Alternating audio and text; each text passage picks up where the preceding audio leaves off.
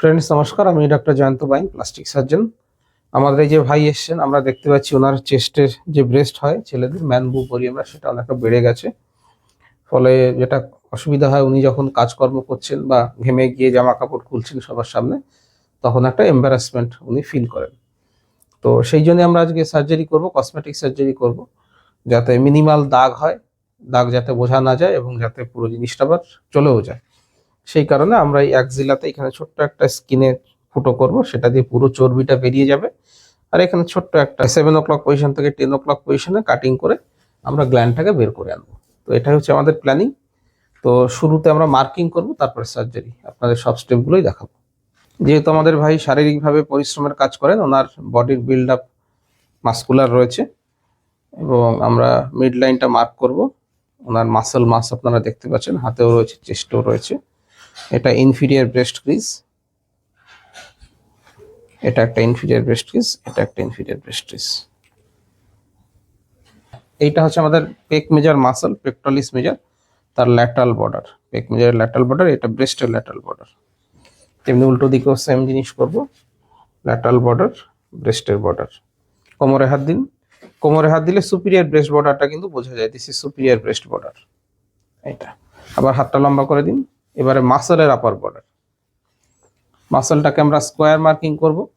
পেকটলিস measure muscle, এটা আমাদের বডির অন্যতম বড় মাসল, এটা পেক মেজার মাসল। আর যে ব্রেস্ট টিস্যুটা রয়েছে সেটাকে আমরা রাউন্ড মার্কিং করব। গোল ব্যাপারে সার্জারির সময় শুয়ে পড়লে জিনিসটা আরো ছড়িয়ে যায়, আমাদের বুঝতে তখন সুবিধে হবে।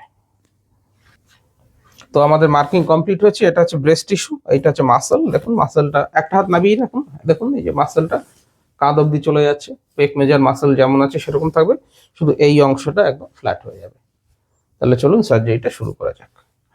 তো আমাদের পেশেন্ট ঘুমিয়ে আছেন, আমরা এবারে ওনার লাইপোসাকশন প্রক্রিয়া শুরু করব। তাহলে চলুন লাইপোসাকশনটা দেখাই। এবার আমরা লাইপোসাকশন শুরু করছি।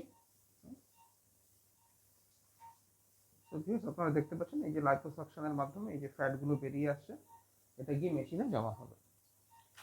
আমাদের লাইপোসাকশন কমপ্লিট হয়েছে। আমরা অ্যারিউলা দিয়ে লাইপোসাকশন করেছি। এই যে দেখছেন উঁচু, এটা হচ্ছে গ্ল্যান্ডুলার টিস্যু, এটাকে এবারে আমরা বের করব।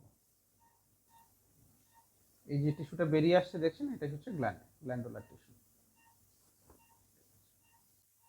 তো আমাদের সার্জারি কমপ্লিট হয়েছে। আমরা দেখতে পাচ্ছি খুব সুন্দর ফ্ল্যাট হয়ে গেছে চেস্ট। আর এই যে গ্ল্যান্ডুলার টিস্যু যেটা ছিল সেটা বেরিয়ে এসছে।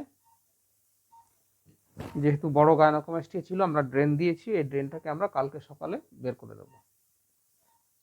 সো ফ্রেন্ডস, আমরা দেখালাম আপনাদের মার্কিং থেকে সার্জারি পুরো প্রক্রিয়াটা। লাগলো, আশা করি আপনাদের ভালো লাগলো।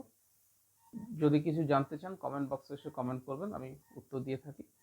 আর গাইনোকোমাস্টিয়ার সমস্যা থাকলে পরে আপনারা ফটো হোয়াটসঅ্যাপ করতে পারেন, তাহলে আমি দেখে কী করতে হবে, কত খরচ হবে, সব ডিটেলস বলে দেবো। ভিডিওটা ভালো লাগলে লাইক করবেন, শেয়ার করবেন, চ্যানেলটা সাবস্ক্রাইব করবেন। ভিডিওটা দেখার জন্য ধন্যবাদ।